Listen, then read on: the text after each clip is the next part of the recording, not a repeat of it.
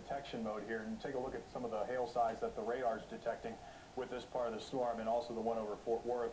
Carrollton to Irving, there's a large blob of hail sustained up in the sky from this storm. There's 114, here's 183, here's 635. Baseball-size hail in a very large area of baseball-size hail being detected up in this cloud. Now, normally when you see baseball-size hail detected by the radar, it may be just a little tiny area. This is the entire northwestern quadrant of Dallas County is seeing size, and that's moving off toward the east. You have something, Greg?